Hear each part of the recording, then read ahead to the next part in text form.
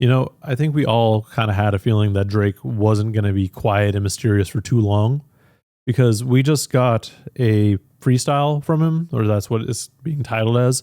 It's the Fighting Irish Freestyle, and it comes in the form of a snippet from Conductor Williams's Signature Blend series on YouTube. That episode has since been taken down, could be up by now, not too sure. But the track Fighting Irish Freestyle is still available wherever you want to look for it, but I think it should also be on the Plot Twist YouTube page. The track itself is produced by Conductor Williams and Mario Luciano, and Conductor has confirmed that this track is not going to be on DSPs. It's only been recorded in this form, so there's no clean audio, nothing to actually release to DSP. This is just going to be what we hear here.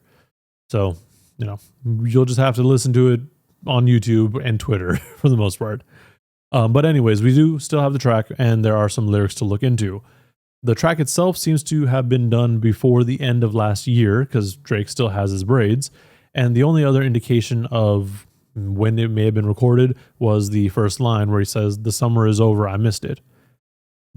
Just putting it, they'll be like September, October, November, somewhere around there. But with that line alone, it's kind of gives you an idea of how this track is going to go. He's like, Drake feels like he lost out or missed out on summer. He's like, man, that's usually when I shine. That's usually when I pop out. But because of all this with Kendrick, he lost that opportunity. So he feels some sort of way about it.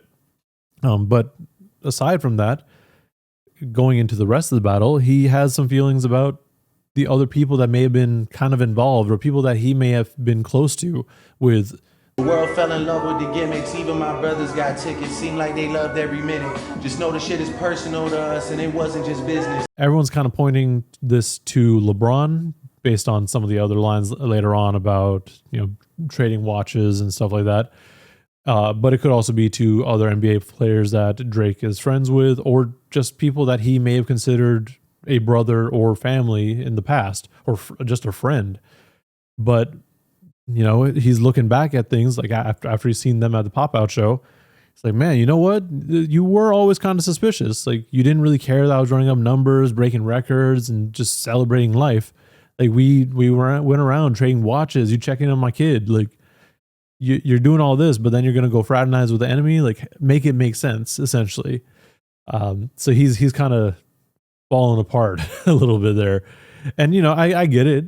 You can feel some sort of way about it. Like, you think that you have these friends and people close to you that got your back, but I mean, that's not always the case. He then closes out that verse with, "Figure we was always gonna be close like ovens and kitchens. I was sadly mistaken, the loyalty wasn't a given." Which honestly just feels like a Future meme, but regardless, he feels hurt, and it's the people that he thought were closest to him that have hurt him. We go on to the second verse, which starts off with somewhat of a call to J. Cole. I don't want to say for certain, but it definitely does seem like it. The way that this could be about Cole is with him saying it wasn't malicious, God forbid we tarnish your image, and all that brother talk, and my memories retrieving our humble beginnings. J. Cole tends to be a bit more to himself and tries to stay out of things. Like, again, trying to keep up his public image. There's this idea of Drake and what he is and who he is. So, you kind of expect that to be what he is. So Drake's like, no, we're not going to tarnish your image. We're not going to do any of that. But he also feels some kind of way about it. He's like, okay, well, you kind of stepped into it. And you said you were my brother, but what's happening? Like, what's going on here? When Cole put out 7 Minute Drill and pulled it back from the album, he kind of backtracked on his comments. And he went over his thoughts in Port Antonio. And, he kind of said some things like, that's my guy, be cool with him forever. But regardless, like, Drake feels like, hey, you're supposed to be there for me. I thought we were brothers. What happened? So yeah, he just has dedicated another handful of bars to someone in his life that he may have considered family or a brother at some point. And who's to say if that's still the case? Drake may have just been like, nope, I'm done with you. So that's going to be interesting to see, going forward. Is Drake and J. Cole going to continue to work together? Because they did put out a handful of songs recently, and they had that tour. So who knows? Drake then goes on to mention or bring up the attempted invasions of his house and the shooting of his guard, and kind of where that put him mentally. He wasn't trying to rap at this point. Rapping was over for now, and he was about to crash out because people were actually getting hurt. Like not even just like people's feelings getting hurt. People were getting shot. So that's a big deal. We don't want that. We didn't want that to begin with. We wanted it to just stay purely rapping. But things escalate. But he was like, no, like I'm going to crash out because people are getting hurt. But he reeled it back in because he realized, in the grand scheme of things, it's not really worth it to retaliate like that. Like let's go these other routes, which could have totally been why he's trying to go the route of, hey, what's going on with all these streams? Like, is this all legit? Probably. I don't know, to be certain. No one knows for certain.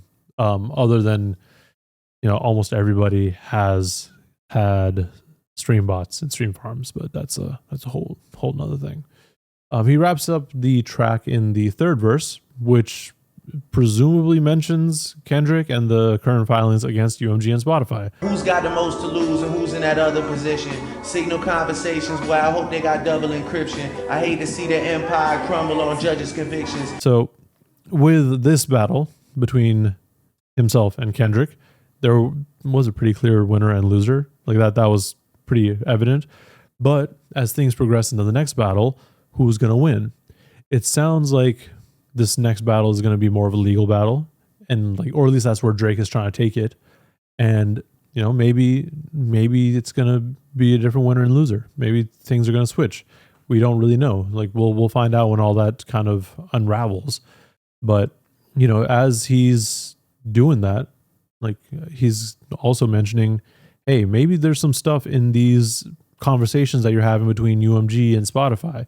Like that's why he mentioned Signal, which is like, just another messaging app similar to like Telegraph and WhatsApp, which people tend to use for more secure communications. So he's like, hey, hopefully you got double encryption on that, because it'd be a shame for everything to fall apart just based off of that. And the judge is saying like, damn, that's crazy. Maybe you did buy these streams.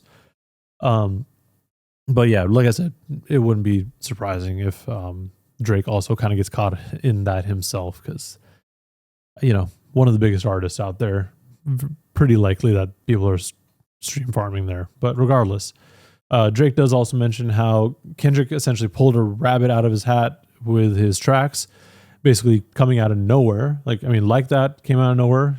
It just caught everyone off guard, and then everything else that kind of came after it made a little bit more sense. But I don't think anyone expected Kendrick to end the battle essentially with Not Like Us, which just blew up and became a hit essentially. But he's saying like, it's kind of weird though, because everyone's cheering, and it's kind of weird because you people are cheering, essentially celebrating my downfall. Like people are happy that Drake's losing essentially. And while that might not be the full case for everybody, because not everybody is a Kendrick fan, and not everyone is going to say, oh yeah, Drake fully lost or anything like that. Like people can argue about that. There seems to be a clear winner and loser, but regardless, like he is like, yo, that's really weird that this is what you're celebrating. Again, don't think that's necessarily what's going through everybody's heads, but it seems pretty likely. We also get a nice little callback to Nothing Was the Same with Nothing was the same with all you bitches and nothing's forgiven. What he's addressing here is essentially like, it seems like he's not cool with everyone else. So, early on, we obviously Drake and Metro have some sort of beef, but Future and Drake have been cool for a while. And, that was a really interesting position for Future to be in.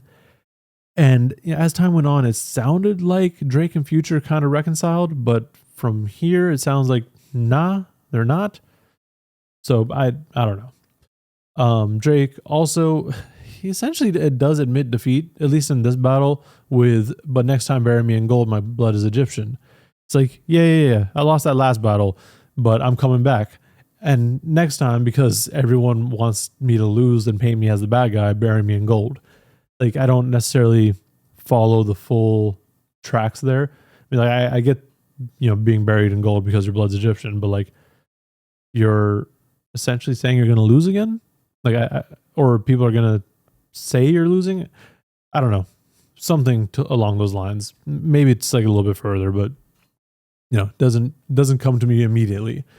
He also does address the line from Meet the Grams where Kendrick says, "You got gambling problems, drinking problems, pill popping and spending problems," by saying, I don't have a drinking problem, I got a subtle addiction. I got my father's habits and I got my mother's permission. Which really doesn't sound like a rebuttal and more of a correction. He's like, well, actually, I only have a small drinking problem and my mom said I can gamble. But surely there's more to it than just that. Like, seriously, like there has to be something else. He also then does list the 3 biggest religions in the world, which I don't really understand why he brought them up, but he has respect for them and he grew up around them. So cool. Maybe this is just him or his way of saying like, oh, I know more about religion than Kendrick, because Kendrick is very spiritual sounding. I don't know.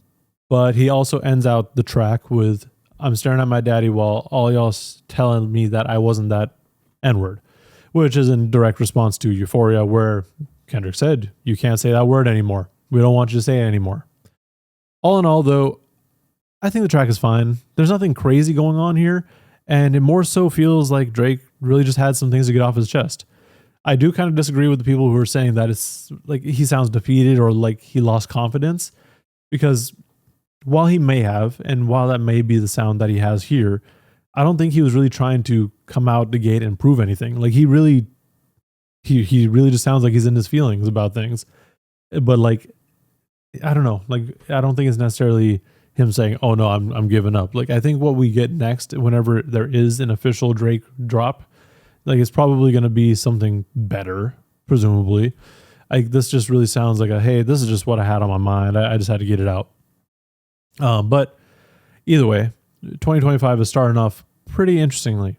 Between this and Joey Badass trying to light a fire under other East Coast artists and maybe even the West Coast artists, we may be gearing up for another interesting and fun year in hip hop.